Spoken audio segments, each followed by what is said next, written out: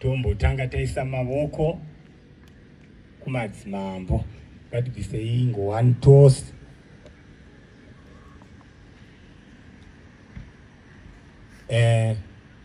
Tina madzimambo edu matatu, vamwe ava vasati vasvika. Tinotanga nezasi. Bangure, rovai mavoko zvebangure, murambo, zvive zvakanaka-naka. Toenda pakati apo, mavoko mavi, chasura, zvive zvakanaka-naka pasingapavati. Toenda kumusoro, murambo,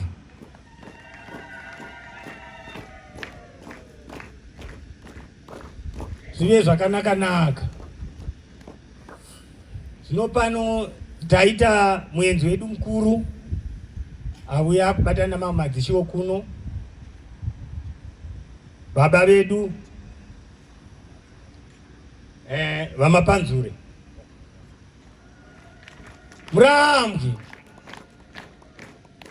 Aiwa, zvive zvakanaka-naka. Tinotenda. Tatenda zvikuru. Tichapa kuna Reverend T Marumire watipewo munamato. Reverend. Pamusoro madzishe edu ari pano, pamusoro Dr. S. Dube na Engineer Dube, pamusoro vafundisi vari pakati pedu, pamusoro ma-government officials vangadaura vari pakati pedu, pamusoro business community, pamusoro hama neshamwari, pamusoro nemimose vemedia. Ndine mashomanana andoda kuti ndigoverana nemi muzuva ranhasi tichipemberera birthday ra Dr. Smelly Dube. Psalms 103 from verse 1 and 2. Hanzi nebhaibheri, rumbidza Jehovha iwe mweya wangu, uregedze kukanganwa mukomborero yake. Kune zvinhu zvadakacherechedza muupenyu.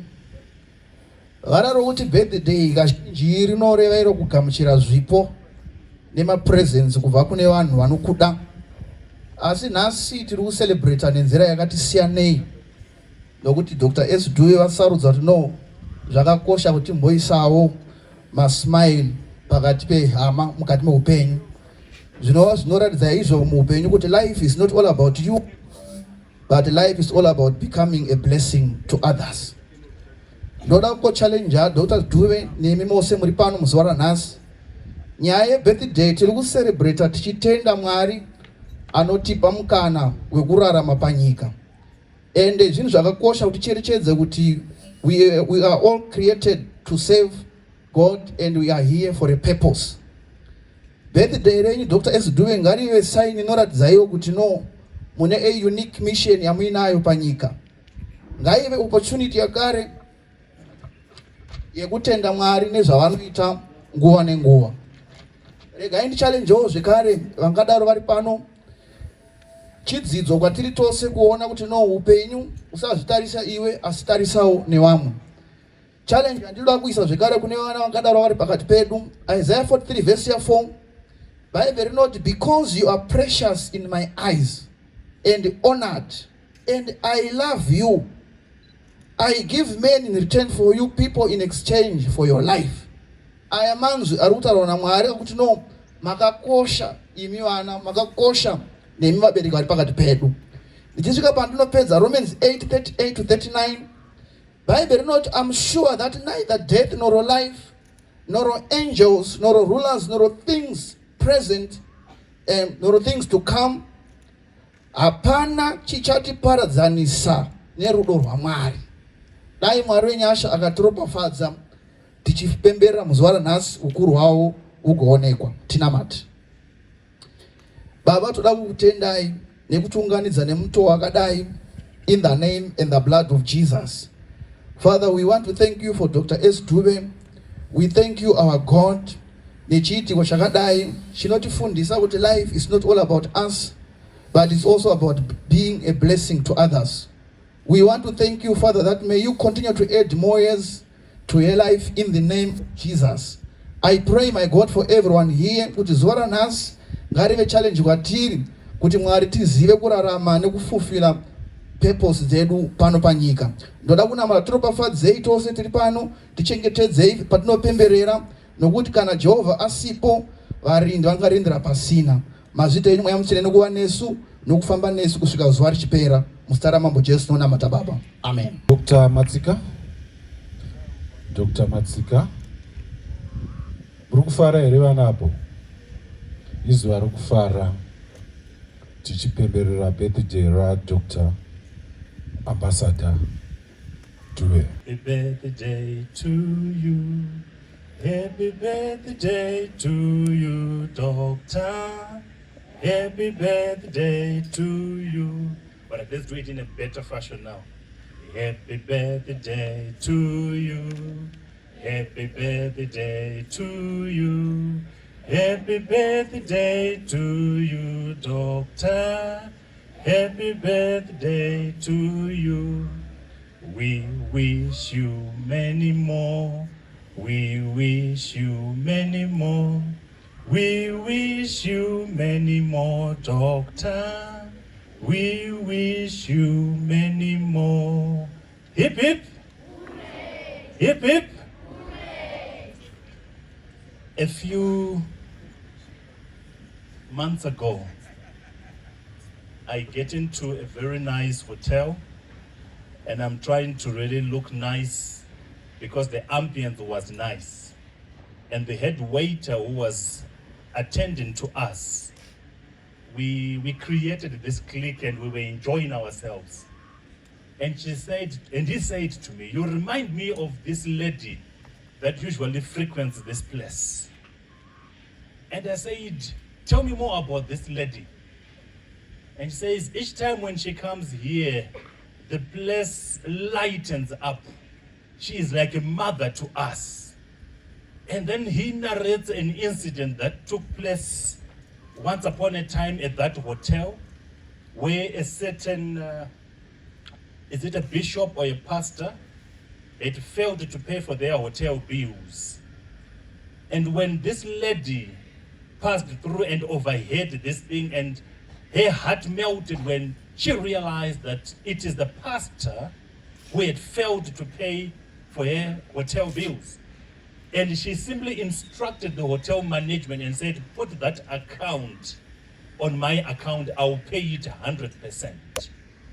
And when this lady was told about her bill being completely paid off, she could not even fathom and understand what had happened.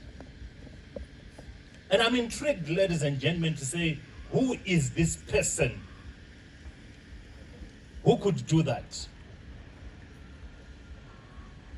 Pamusoro madzimambo vatunganira pano, madzishari pano, the corporate world that is here, friends and colleagues. We are here to celebrate a birthday, and I'm happy Dr. Enrico said it very well, of an philanthropist par excellence. I've heard stories about her, not in Guero alone, but everywhere.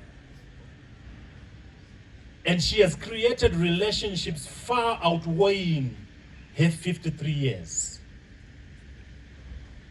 And indeed, like every other person who's here gathered, the invitation could not have come at a better time, and we were glad to be here. We networked whilst we were waiting to come here, exactly in the flow of what Dr. Dube would have wanted. I sat down as an academic, as a professional, and I said, what then do I address people that are gathered here? Because definitely they're not really here for the food, but they're here to honor God, like what the good pastor has said, and to wish here as many more as possible. And then I'm intrigued, like an academician, that what does 53 mean? And I tried to Google as much as it is. Then I realized that as we were wishing Dr. Smelly Dube 53 years and saying, God, thank you for that, I want to encourage her in as much as I'm encouraging every other corporate player here. that post-COVID, we are celebrating a birthday of a living hero amongst the community. And 53 ultimately it's an angelic number, which ultimately means release. And I want to say to Dr. Dube, we are closing the chapter of yesteryear. We are opening a new chapter called chapter 54 going onwards. And 53, it's release. We will declare a lot of things upon your life as we celebrate what you have done for many others. We are almost intrigued that she will give to the needy. But she has gone beyond, because giving is in her nature, and I have nicknamed her Mother Teresa. In my own world, they have actually nicknamed her Mother Christmas. Because the moment she sees you, she had waiter say, butter, pap, and everything else. Not because she has, but because it is her nature to give. Some of my finest suits, I have not bought them on my own. She has forced her way to simply say, my brother, I want you to look this part. Of course, when I'm very far away, I don't tell people, no. I simply say I went into the finest of places, Dr. Enrico, to dress well. But because she's here this afternoon, I have to say it. She has got a very fine taste, but her weakness are kids. And as I was sitting next to her, this beautiful, amazing little girl came in. And not deterred by her white blouse and her majestic dress, she said, come and sit on my lap. That is the nature of Dr. Smelly Dube. And I'm challenging every corporate player out there. There is a difference between PR and corporate social responsibility. And what we are seeing right now is just but a dot of what she has been doing, not only to me, to the corporate world, but to everybody out there. And in my small little gesture, before I go further,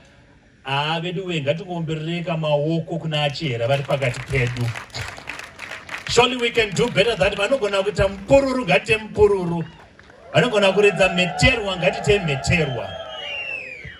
Why am I saying this, ladies and gentlemen? It is very rare within the community of Zimbabwe to find such fine women going forward to do amazing things. But as a male species, I need to defend my own territory. And I want to say, vachiera, I am mkwasha tinai. Wedu ngani kubatsire kuombera mkwasha wedu, none other than Dr. Engineer Mncedisi Dube. I'm tricked by names because the word Mncedisi means helper. And I want to say to Mncedisi, you have done a fine job in helping build one of the toughest women in Zimbabwe that I know. By day, she could be a workaholic, but I know she's a loving mother. Not only have I heard it, but I've seen it myself. How she handles her household. And I want to challenge every corporate player here. The manner in which you handle your household is the same manner that you are supposed to hold the corporate office with. And I want to say to Dr. Smelly Dube, yes, we might give you titles and everything else, but deep within you still remain a mother. And the reason why I'm speaking in English, it is because I want to probably motivate the young ones that are here, the primary levels. And I want to say to you, Dr. Smelly Dube loves you from the bottom of her heart. And if she was to speak to you on her birthday, 3 things that she would then say to you: remain honorable, work hard, and love yourself. Because that is exactly what she has done. Dr. Smelly Dube, you have epitomized the reason why corporate social responsibility should be a must for every corporate. And tonight, this afternoon rather, as we celebrate your birthday, I'm going to ask you, Atetewang, if you can just come up with, I asked myself, what can I give here as a present? Unopa chi kune muna anogona kupa. Unomurumbidza sei muna anogona kupa. Anopa vanotambudzika, anopa vanazvo, chaari, it's a weakness to give. Then the good Bible then says, blessed is the hand that giveth. Saka anoropafadzwa sei nhai mufundisi waramba? Munhu akaita saSmelly anosimudza not zita rake ega, but zita redzinza rekwaanobva kwaDube, but above all the corporate name River Valley. What then do you give such a person as a birthday present without undervaluing her? And I got into my library and I got this book which I want to give to her. It's not worth much, but our funders Vananji Naumaskati, they spoke about the word. And I want to pronounce a corporate blessing. Much as it all the spiritual blessing, but a corporate blessing. And as you are coming up front of our church, I want you to walk slowly because I want to declare things that are supposed to happen from a social perspective to a business perspective. Because Vichapaya Patumbu. As she is coming to get her blessing, then I will declare to everyone else what it is. Anenga agona ngaro pafadzwi pamberi pevanhu maruva ake ari mapenyu. Dr. Smelly Dube, 53 years means release. 53 years means maturity. 53 years means growth. 53 years means the epitome of success. And as you are coming to receive the blessing that I want to give you, my sister, I declare right now that may River Valley, because of what it is doing to the next generation, may the name be immortalized. May the name River Valley be associated with the success. May the organization grow. Panoti, I'm celebrating 10 years, be blessed tenfold. When they go to university, because of what you are planting in them today, may this name River Valley be a river that flows financially, perpetually, not only for this generation, but for the generations to come.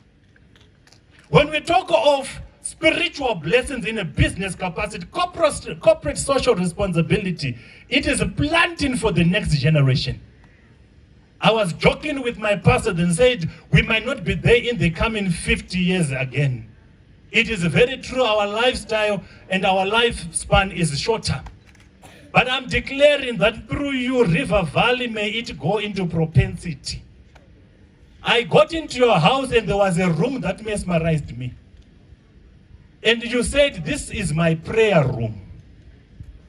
And I said, in this prayer room, there's one thing missing, Matete.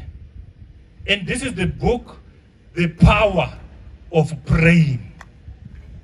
Because you don't just talk it, you do it.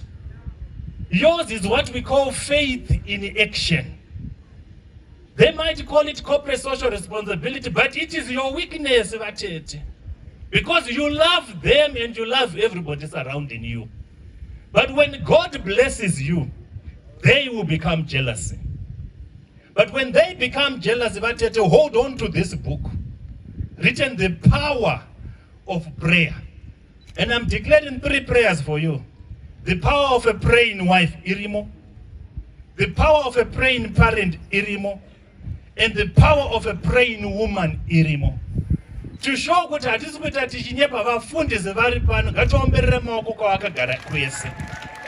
want to note that God bless you. This is a present from me to you. The power of prayer. Having said that, thinking the prayer for woman.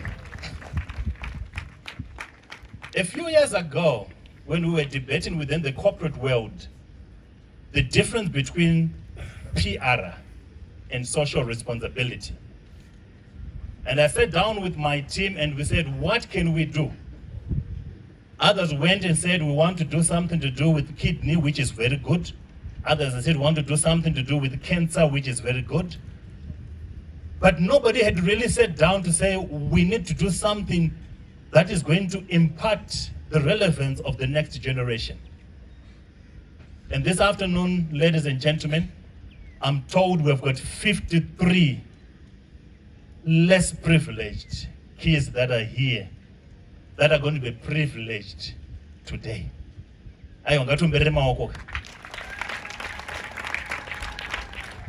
And last night she then said something to me that got me excited. She said, we did not want to go and get inferior goods for the kids. We went local to make sure that the things were strong and lasting. And when she was saying this, she was beaming with excitement. I had to retire much earlier and left them at the office. I think they slept something past midnight, all to make today a success. And I want to thank everybody that is here gathered to witness a birthday of a unique nature. A birthday that she could have celebrated in Dubai. She could have celebrated it in South Africa. She could have gone as far as the Emirates if possible. But she chose to come to a stadium, a school stadium with the school children because she loves them. I would have asked her, but they are not 53. But here they are, the kids that have been adopted, 53. I know I'm jealous because I'm well done. Well done. Well done. And I want to encourage every corporate that is here, myself included, that if we are just milking and getting money alone and not giving back to the community, we are slowly digging our own graves of oblivion. Tomorrow anoti kanganwa vanhu. But vamwe vanoti chawaitira hama chakanaka wazviitira. As I'm winding up, Professor Paul Mapfumo, Vice Chancellor of University of Zimbabwe, said this to me, Mukana, Nenguva. This is what we are all fighting for, ladies and gentlemen, Mukana, Nenguva. Kazhinji kacho unogona kuwa na mukana woshaya nguva. Kana unogona kuwa na nguva woshaya mukana. Ngachive chido chedu tose kunyanya imi vechidiki kuti Mwari ndipewo mukana nenguva at the same time and shock Zimbabwe and make Zimbabwe great again. Dr. Smelly Dube, makapuwa mukana, mukapiwa nguva, and you've done exceedingly well. Mukana wamakashandisa. Mukati azvisiri zvangu ndega nevekwaDhube kwete. Pandakudenza veukama, ndakudenza the corporate world, ndakudenza nevana vamangwana. Tishandise mukana watinawo. I know you very well. At times you send messages right in the midnight and I'm saying, Muripi muri kubasa. Imi vechidiki. Hate sleep like the way you hate poverty. Hate sleep the way you hate poverty. There is no correlation between mari nekuvata. Ngatuva nemukana nenguva titro shakanaka. Happy birthday once again, Dr. Smelly Dube, and thank you so much, Mncedisi, for bringing out and sharpening and toughening this smart woman. I would have said a lot that we have discussed behind closed doors, but I know when she goes through the West Amomuchikiri, you actually tell yourself, Uyu, I have toughened her. But the coming 54 years again, God bless you. Briefly, I'm handing over to my colleague, Dr. Maverick, to carry on with the program. Ladies and gentlemen, because of time, I'm not going to say a lot. Dr. Matsika, could I kindly request that you come back briefly, quickly? I want to acknowledge the chiefs that are here. We acknowledge you. I also want to acknowledge the apostle and the pastor who's here. I also want to acknowledge Dr. V. Wasara, who's also in our midst. I also want to acknowledge Engineer Chairman Dube as well, and Reverend Marunure. Dr. Matsika, if you don't mind, quickly, I might need you here. If you could just join me.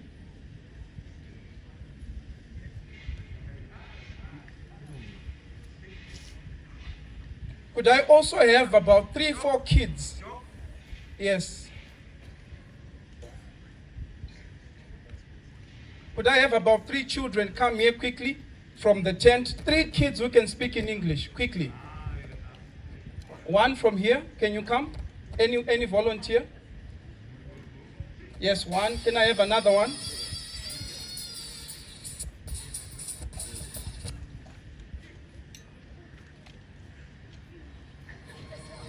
Please join me here, Dr. Matsika, briefly. Just hold on. Can I have another volunteer, the children? All right, can I have any child from the tent? Just 1. Anyone? Can someone assist me? I need 1 child. Any child? A little bit grown? Yes, can you stand here? Come, young men, come, run, run, run.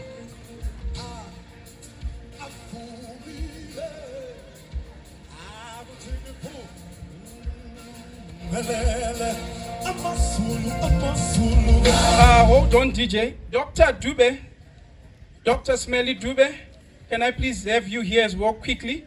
I think it's very important because of our time, so that we can try and address the key things briefly before we get into the next item. Right, Doctor, may you just stand there briefly, because today is your birthday. You made a mistake. You made me director of ceremony. You gave me power to dictate how things move. So I'm just making use of my few moments of power, you know. Right. Why I've asked it to come, I want to ask for your attention. First and foremost, I want to acknowledge the authority that's here. The Zimbabwe Republic Police. No one acknowledged you. You are keeping us safe here. And I want to acknowledge you and thank you so much for being here. And also on another note, I know at one time you were looking for her. And I know you found her. She's here and she's with us. And it says a lot because today we are celebrating her birthday with you again. So thank you so much for coming here today. Dr. Wasara, you are in the property sector as well. It's very important that I highlight the fact that while we are celebrating River Valley Properties, we have you being another stakeholder in the property sector, acknowledging another person who's in the same industry as yourself on their birthday. I want to thank you so much for such humility and accepting to celebrate someone who is in the same business line with yourself. Now, you children, Dr. Matsika, I think there was an error. Dr. Matsika was just introduced as Dr. Matsika. He is not just Dr. Matsika, Mazinzwa. He is a very powerful man, okay? He drove here to talk to you on Dr. Smelly Dube's birthday. Is that clear, Anna?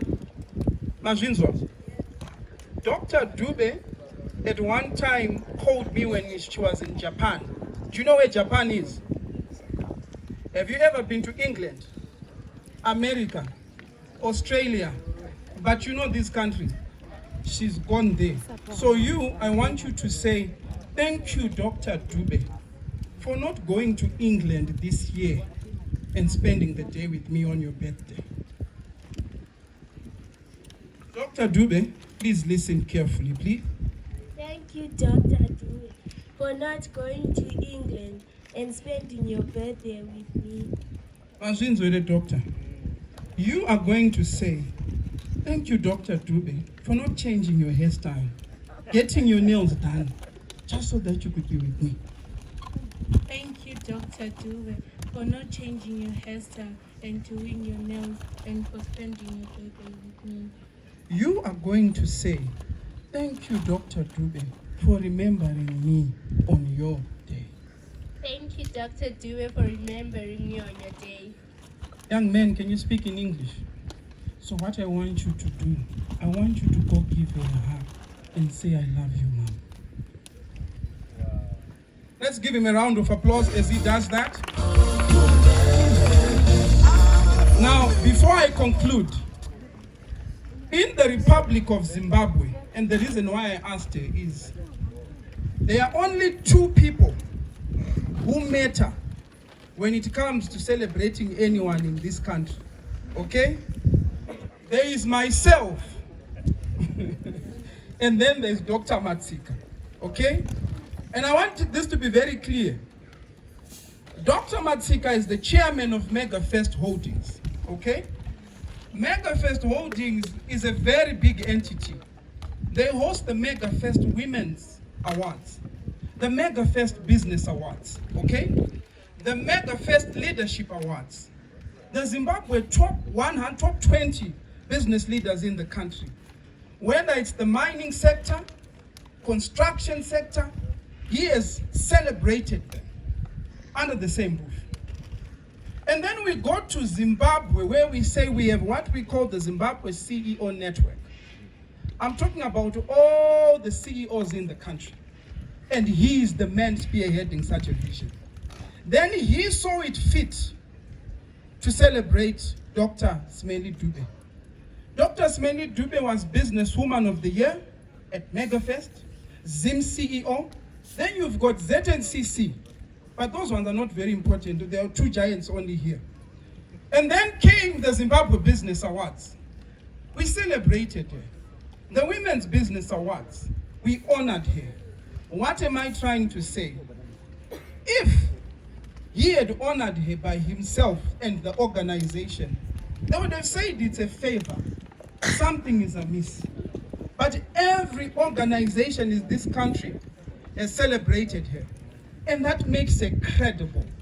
So what I'm trying to say here is, Dr. Smelly Dube, happy birthday. Thank you so much for what you've done, for continuing to make a difference in the lives of these children, for being humble, and for continuing to make a difference. Please take your seats. Thank you so much. It was very important that I clear these children. You may sit down. Now, because of what I've just said, it's very important that because today is a 53rd birthday, I want to emphasize that we have 53 cakes that should be eaten and consumed today. We also have 79 cakes that must be eaten and taken again today. Please do not steal anything. We will have the police arrest you. The cakes are yours, are not yours, they are for the children.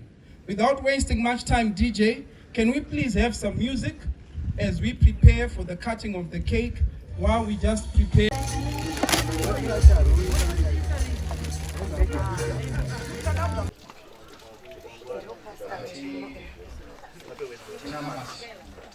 Baba tutakutendai maskata naye usitani kwa Mungu Yesu nomutendai ikikere pakupepeko ibozopata cheko anokujiyo tunaona matatizo mwili wetu tuchengeteze tosi zitani kwa Mungu Yesu tunaona matatizo 10 vamwe 8 vari pane mukomana mudiki wemukati tagara naye 15 years.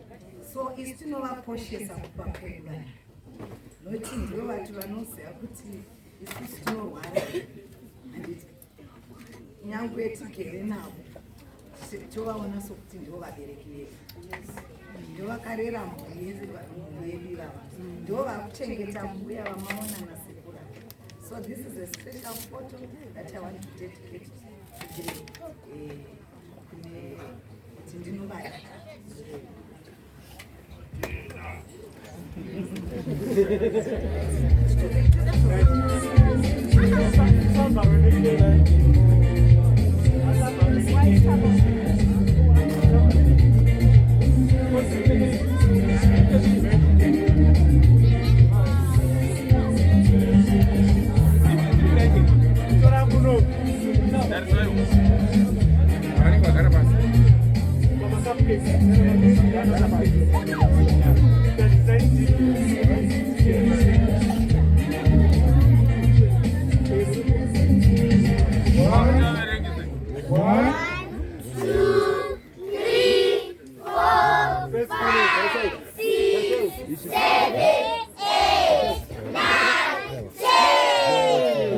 Thank you very much.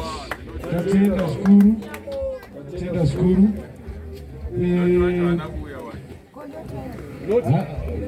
Not terrible.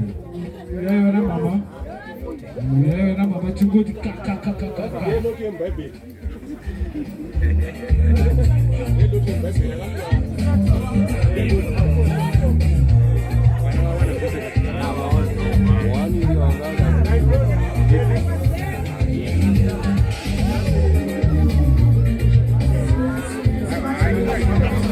Thank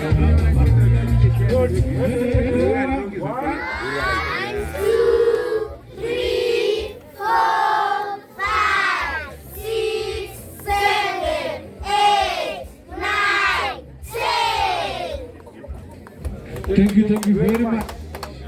Zinofadzwa. Last group before tataedzana baba. Pale varikuda kutogwa here last group. Lot. Lot yaso lot. Lot. Yes man. Edanoziwa lot.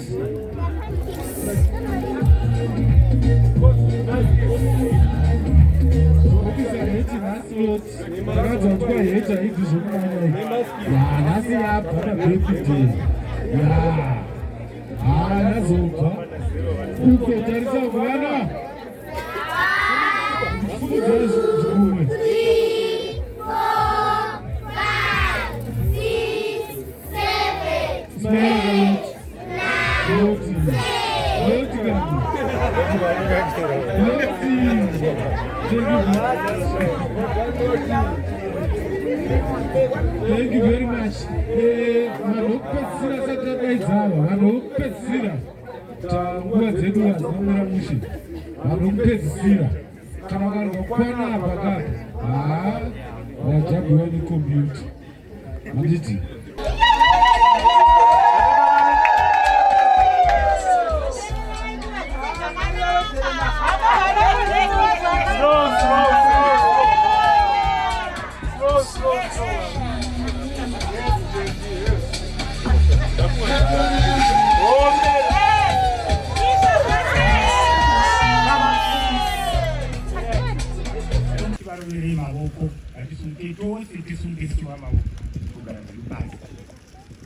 Nchita mbururi, ndikwa madishe, mose kumukai. Tinotenda chigara yenyu pasi. Zvinoitika ndezvokuti makomrades, kana ndikasvika pamusha, munhu anofanira kutanga kutenderwa ndibaba.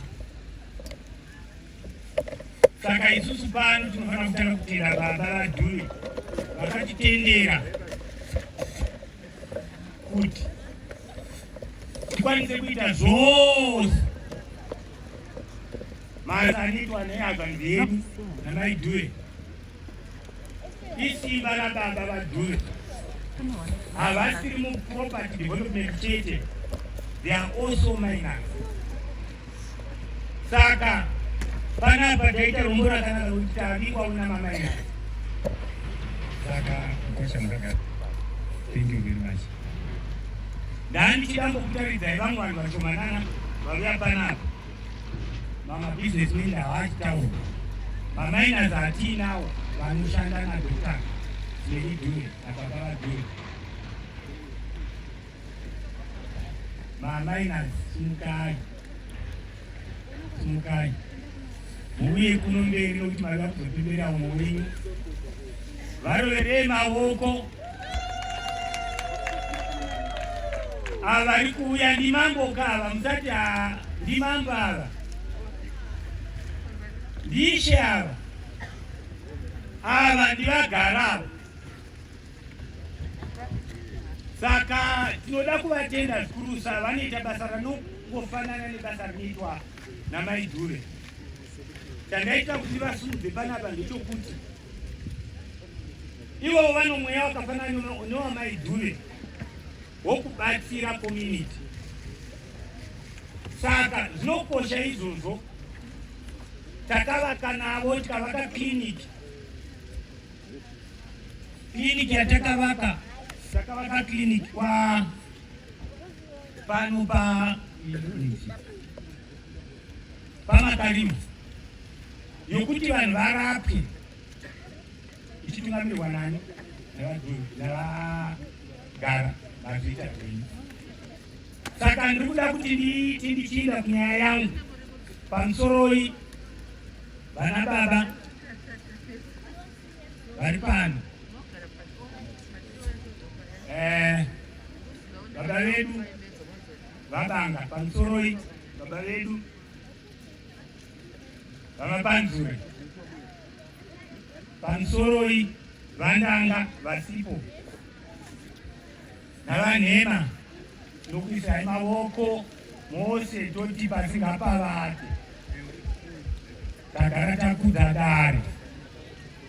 Iyi indasumuka panapa kuti ndide kukuzivisai vanhu ngavambonyararawo. Ndoda kukuzivisai ndichiti takafamba gwendo rukuru chaizvo ini nanewo veteran nakomrade Dube vasati vamboita zvose izvi zvavanazvo. But chandakadzidza chinhu chitoko pavari, Dr. Dube haasiri munhu ari proud pazvinhu zvaanoita, haasiri munhu ari proud. Chatinofanira kubvisa mupfungwa dzedu kuva negodo, makomrades. Godo rakaipa. Jealous is an evil of everything that we can talk about. Kana ukaita godo haugoni kubudirira.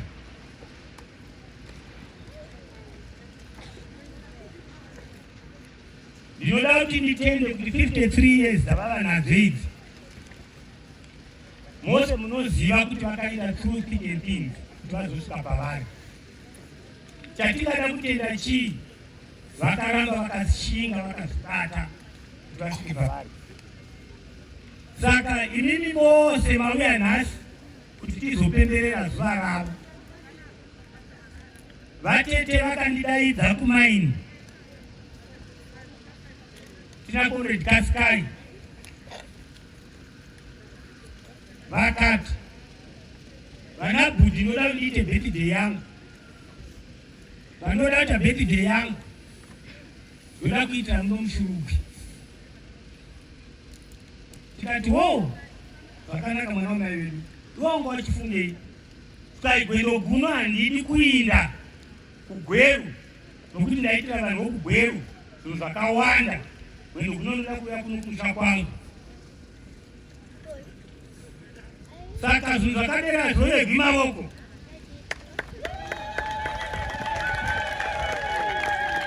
Vakachuza kuti ndoda kuitira kumusha kwangu nokuti ndaitira vanhu vakawanda kuzhe kwomusha wangu. Ndosaka tiri pano nhasi. Isusu tikati kunhai nhai zvino munozvikwanisa zvamati munoda vanhu vakawanda. Tukanzi hai ngatimbopedza izvi, kune zvimwe zvakawanda. Ndakadondirwa keka anoita 75 neshamwari dzangu. Saka takagara takavamirira kwenguva yakareba, vakazouya tikagara tichironga izvi zvatinazo nhasi izvi kusvika na9 o'clock dzousiku tiri paTebeko mai. Vakati handidi kunyara, musandinyadzisa hazvanzi dzangu. Tikati hai tinokuimbisai kukutsigirai. Zvino nhasi tavingei pano. Munoziva kuti kana mukange muri pamusha ukataura vanhu kana vachiti unotaura ivo vanhu vachitaura hazvibatsiri. Ndiri kuda kuti munzwisise kuti wai tiri pano. Tiri pano nokuti Dr. Smelly Dube vakachuza kuti vanoda kuserebreta zuva ranhasi.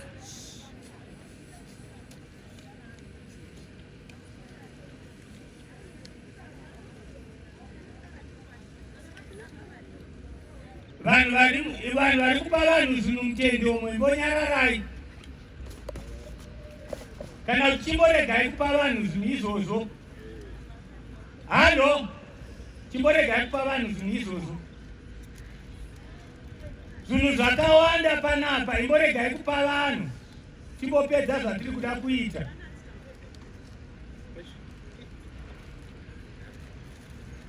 So, Dr. Smelly ndatakumbira kuti kwavari kana taunganidza vanhu vakawanda vanokwanisa kubva vachifara here. Vakati Budi hai izvo zvishoma.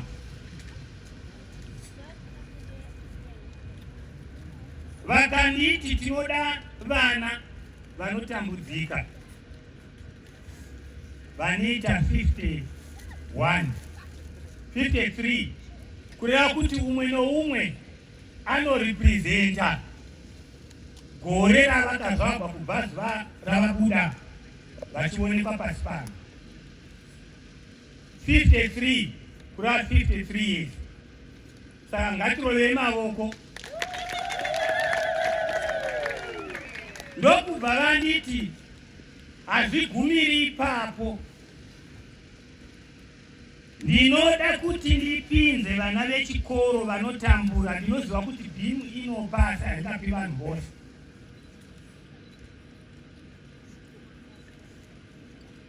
Saka munofanira kutsvaga vanhu vanotambura nherera dzandinoda kuzopinza chikoro.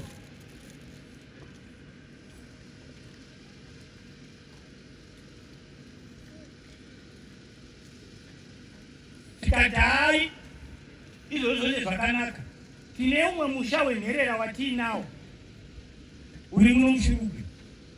Kaindokupi? Tikati kwachifirana. Kai zvakanaka yawo, take care of it. Saka vauya vari pano vanozviita ivavo vanoita izvozvo zvekupinda munherera pababa vedu vavo varipo pano. Sumukai, sumukai ivavo, sumukai. Ava ndivamakara, ava iazvanzi yavo. Vane musha wokuchengeta nherera kumaruzevha, musha kwandanga. Saka ngativaroverei mavoko. Saka zvatakaunganira pano takaronga tose navanhava. So chii chatinoda kudzidza? Kana uchida kuva mai vakanaka, unoenda kunotamba namai vakanaka. Kwete kunaka kumeso, kwete kunaka kumeso nokuti hakuna munhu wakaipa. Kumeso munhu wese wakanaka nokuti unozvagwa nomunhu wakanaka mumabasa. Kana ukaita mai vamakuhwa, nokuti kuna vanhu vana makuhwa ka iwo ukaenda pavanhu vamakuhwa nokumirawo zvei zvamakuhwa. Asi ukaenda kunodzidza kuna mai vanorima, uchava murimi.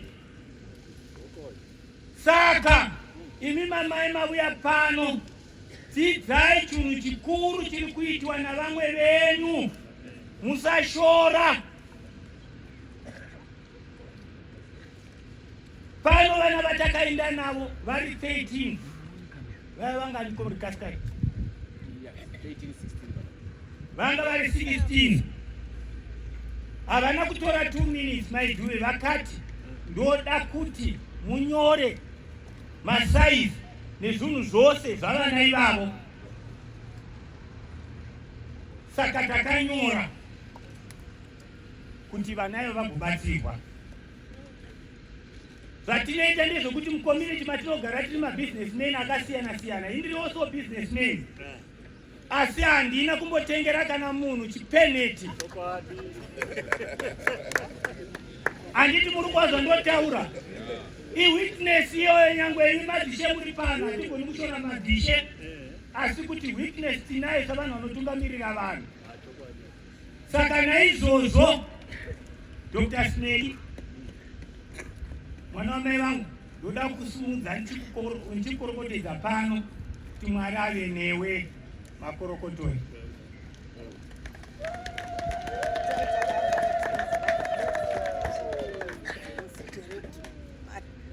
Takafamba gwendo tiri tose navatete tiri muZimbabwe mani tisi takaita found Zimbabwe Miners Federation. Together. Vari Secretary for External Affairs. Tichifoma Zimbabwe Miners Federation. Kutanga kwayo. Na nhasi tinongova nayo. Saka chandingada kutenda panapa ndechekuti ndoda kutaura shoko rokupedzisira. Ngati respectei property right. Mundinzwisise, ngati wisisei, ngati respectei property right. ava vanotengesa maproperties Dr. Smelly Dube nomurume wavo, but hatihwisisi kuti zvinorevei kuti munhu atenga property. Pano nyaya ndinoda kuti nditaure. Sisi vakandideedza kuRiver Valley, vakati handina kudeedzera kuti uzovona River Valley, ndakudeedzera kuti uzovona mapepa andiinawo. Ndikati ndei, ndikanzimboverenga woga, ndikaona kuti vakatengeserwa Tebek Mines.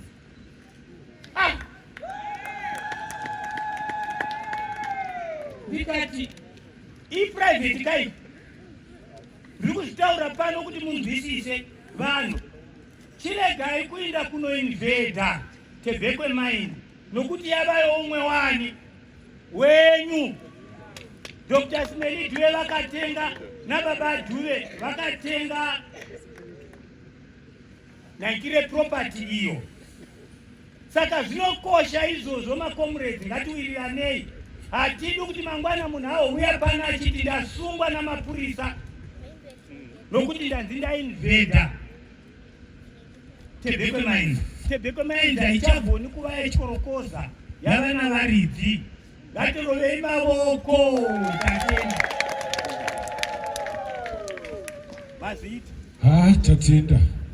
Dr. Matsika, you're a candidate doctorate. Doctor. Thank you very much, Dr. Mavi. Can you come forward? Tukufara nasi tichi celebrate birthday ya Dr. Ambassador Smelly Dube. Nanzwa kuti kune 50 kg cake kwairofana kurohwa rose ripere 50 kgs keke. As tunufara, and also tine 79 cakes which were donated by friends from the corporate world and friends in general. Over to you, Doctor. Because of time, may I request Dr. Victor Wasara to kindly just come and say a few words quickly, sir, if you don't mind. Asikati ano ndoda kutenda zvikuru namukana watapiwa naye. Tine zvakaitirwa neRiver Valley Properties in celebration of Dr. Smelly Dube's birthday. Vatipa ivo $171,000 inoenda kunobhadhara mari yema-inmates ari kuhwawa young offenders. Saka ngatimborovai maoko. 171,000 local currency. Yes. Saka mari inonobhadhara examination fee yema young offenders vari kuhwawa vari kunyora ma-O-level examinations avo. Saka toda kutenda zvikuru. Ichakwanisa kuti 20 subjects vana varegister for only 20 subjects. Saka toda kutenda zvikuru.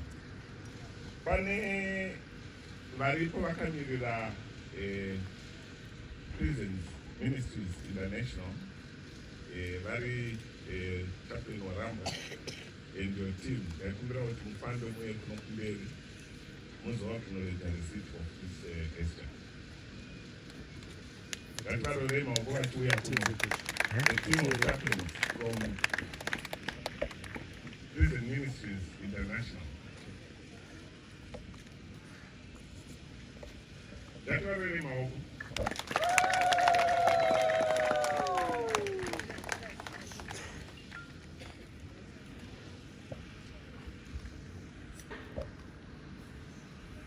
Pane an additional 1,000 US, which has been donated to prisons.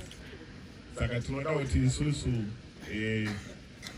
ava vakamirira Prisons Ministries International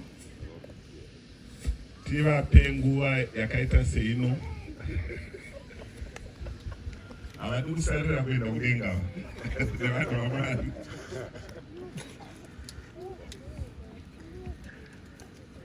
Saka ndichaita gesture yekuti ndichapa nguva ino kuna our district director, who is in this case Chaplain Waramba, to just say a few words in acknowledgement ye-donation yaitwa kuHawa. Isu tisu ma-chaplains ekuHawa, tisu ma-chaplains ekupolice toita kwese.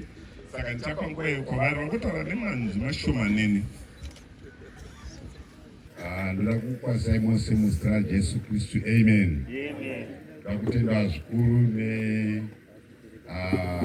zvatiri kuona zvikuitika panapa. Izvi zvinoburikidza kupfurikidza neshoko raMwari. Ndoda kutenda zvikuru kuti muri yemadoctors nokutendai zvikuru chaizvo. Ndakagara kumashure uko ndichiudza vamwe machaplains ndikati aiwa uyo mukwasha havandisisi because ini ndiri mhofu.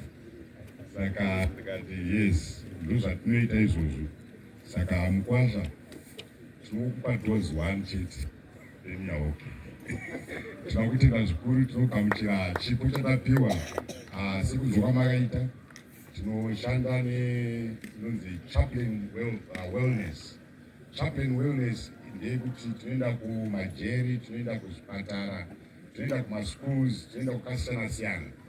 Nekuti kana munhu achirwara nemusoro, haanzi anorwara nemusoro kuRoma kana kuAnglican, but anorwara nemusoro. Saka tinoenda kunopa yatinoti social counseling nezvimwe zvakawanda zvakadaro. Saka tiri kuti vese vari panapa nevamwe vasingakwanisa kuuya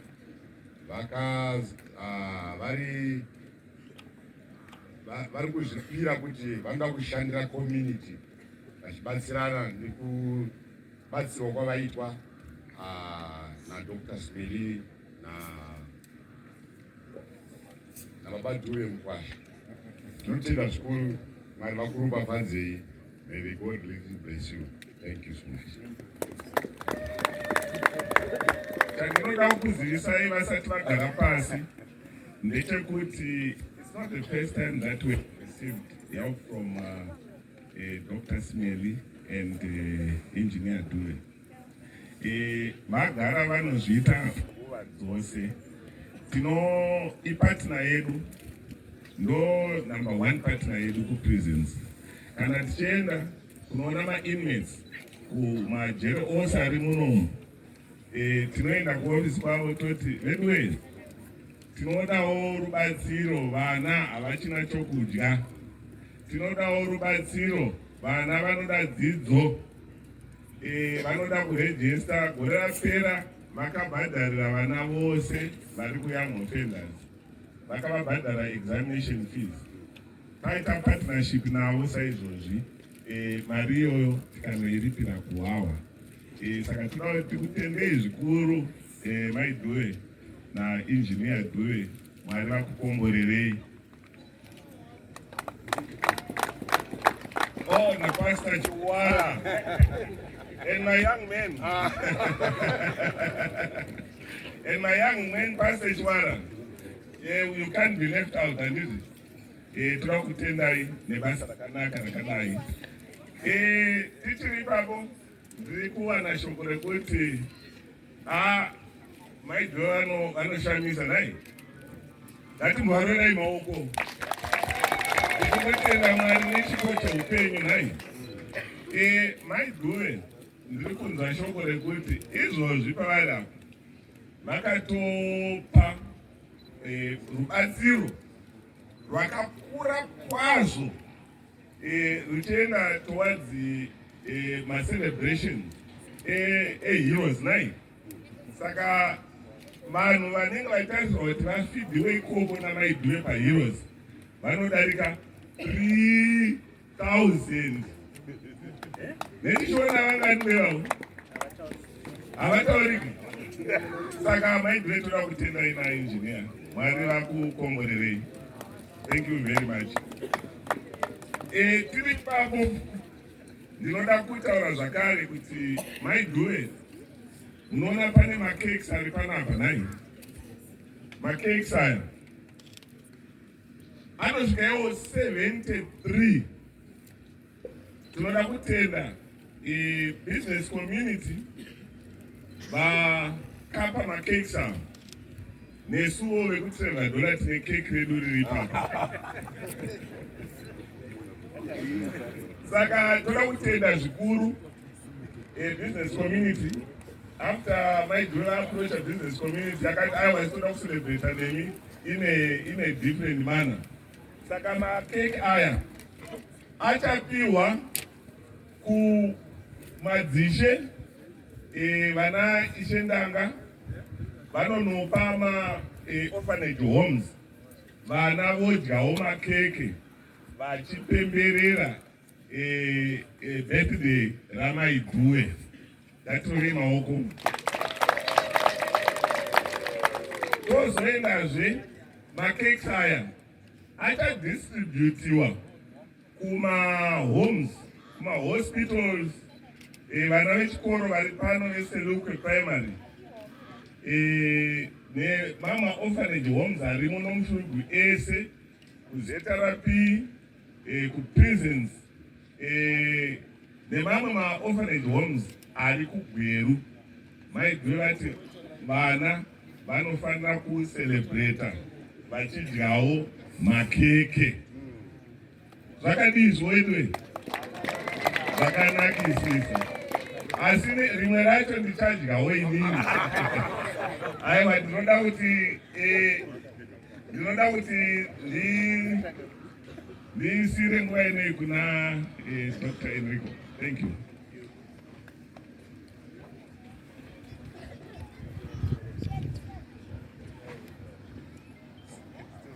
We can just remain. Without wasting much time, I want to acknowledge Dr. Smelly Dube's parents who are with us. Can you please feel free?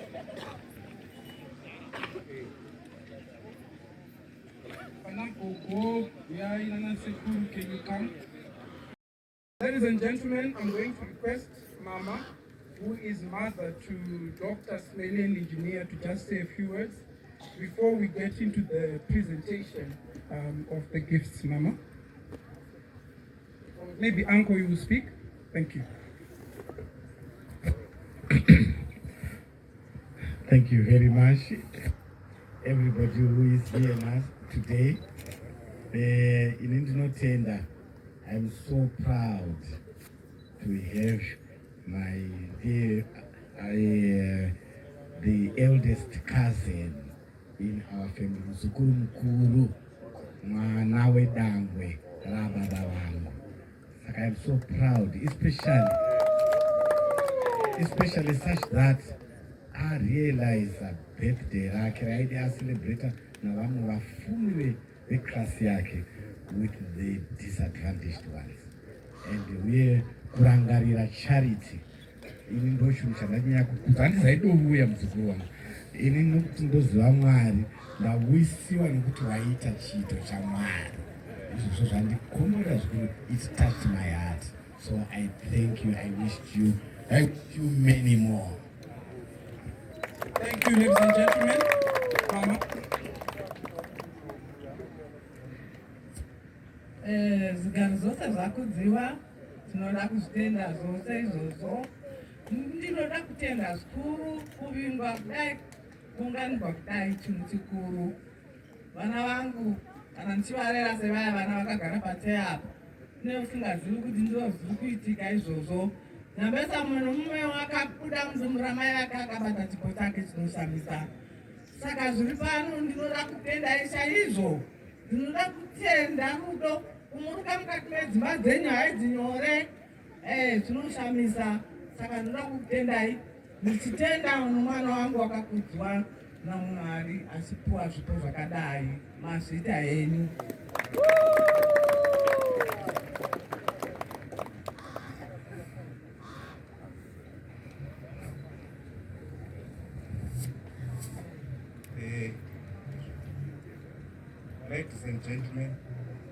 I'm short of words with. But one thing that I must say is, Smelly Dube, when she was very, very young, tender age, she showed signs of promise. And I'm not surprised to hear people say what they've said, especially the doctors. Well, there are so many doctors. I'm also a doctor, but there's another one. But all the same, we are really proud to see what we're hearing, that it is real. It is real. We are proud of that, Tiptana. Thank you so much indeed.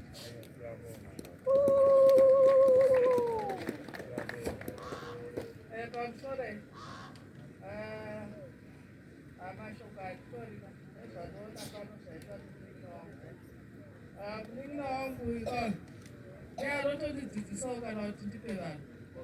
Ndasanga zoti vanhu vanongopiwa ndaikonfunga kuti munhu unongotengesera but ndakatodzidza ndava kupavo zvishoma zvandinazvo ndoramba ndichimbodzidza kwaari saka ndiri kuti kuningina makore ndawedzera ramba uchitichengeta sakachengeterawo rotita tinotenda mwari ngaakuza.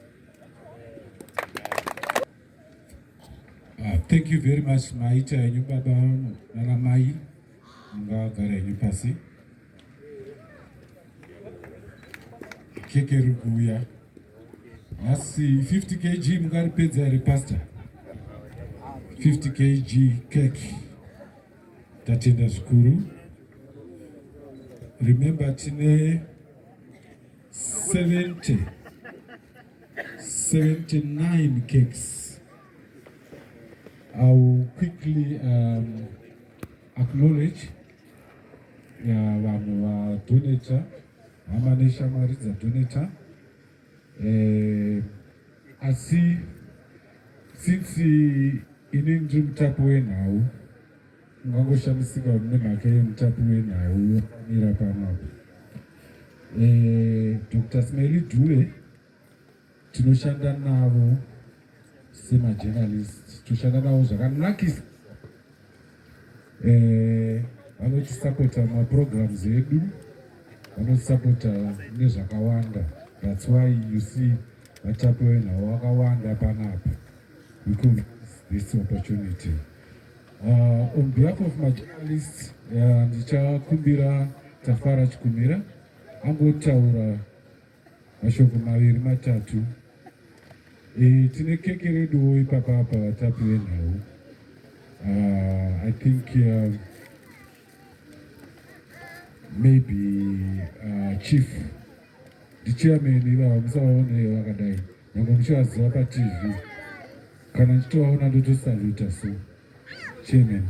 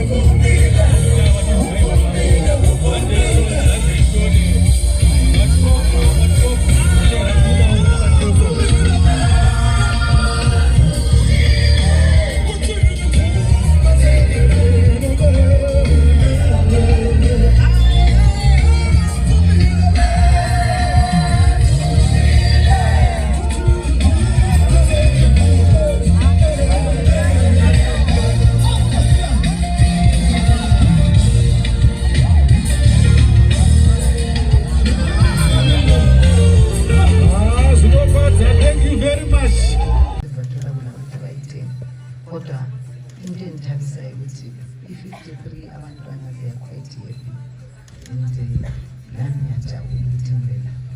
And njalo ngiyakwazi ukuthi bakhona basilalele ngalesi sikhathi, and they'd love to know ukuthi why did you decide to celebrate your birthday like this nabantwana and giving back to community? Why did you say this year I'm going to celebrate my birthday kanje? You know, uthina sisuka eShuruki and we operate in Shuruki. We also have a housing development project and also NI. We decided to come here instead of going to Dubai. We thought of going to Dubai, but we said no. Why don't we donate our birthday? We have donated, this is not my birthday, but I've donated to the 53 kids that I've interacted with them. They once visited me to the office, and I'm quite happy that today they are happy. I wanted their smiles on their face. You know, it's winter time. If you check their gifts, their tracksuits, we managed to make sure that we buy nice tracksuits that we bought for our own kids. You can see our Zukuru. Did you see the blue ones, the small? Those are my Zukurus. They are putting on tennises, the same that I bought for the 51 VVIPs. Today I call them VVIPs. Those are my guests. So this is what I've decided, and the support that I have from Mr. Dube, the engineer Dube. When I told him that we need to do that, he quickly said, let's go for it. And I went back to the company. They supported me, you know. Everyone was just running around for the last 2 weeks to make sure that we put this together. Alright, nawusanda uxhumana lathi ulalelo umsakazo 98.4 FM Weekends. Dumelang sanibonani kuchona njani bukhona, and I'm coming to you live from Selukwe Primary School, celebrating the birthday of Dr. Smelly Dube. She is the CEO of River Valley Properties, and namhlanje she is celebrating her birthday and star uteyena. I'm going to celebrate my birthday with kids, and she's also giving out izinto ezithile to the less privileged, and what a way to celebrate one's life. And before I let you go, I would like to know, what would you like to say to other corporates in terms of, to other corporates who are listening right now, in terms of giving back to community? Giving back to the community is not that it's a right. What you need to know is you don't have, but you need to give. Those people are in the communities. Most of them, they don't have parents. Most of them, they don't have food on their tables. But while it's we have got that small that you have, we need to share. If you remember that lady, the woman that when Jesus Christ wanted to, when he visited, she said, I'm left with one bottle of oil. Later God had to provide. So I want to tell my fellow corporates that God provides. What's small, the smaller that you have, God will provide. All right, thank you so much, and I'd like to say happy birthday and enjoy the rest of your day. Well, we are welcome. Because you know, Tashkaba Chikamu, Chokupa, my gifts, Guana, is part of the celebrations.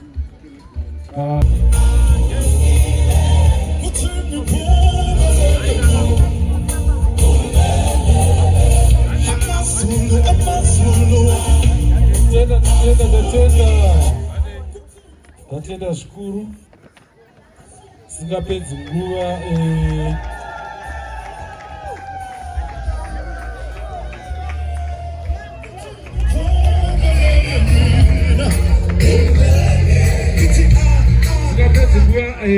this is our special song for this event. We want to invite everyone for dance floor to tambira doctor anditi we mose ana we titambe na doctor this special song kana kuti pauri papa ndichona kuti handikwanisi kusumuka unongorwa jive wakadaro. Come and join doctor. Vaskana jive. Vaskana uyai kuona mchuru wa jive. Yama mchuru wa kuseri kwako.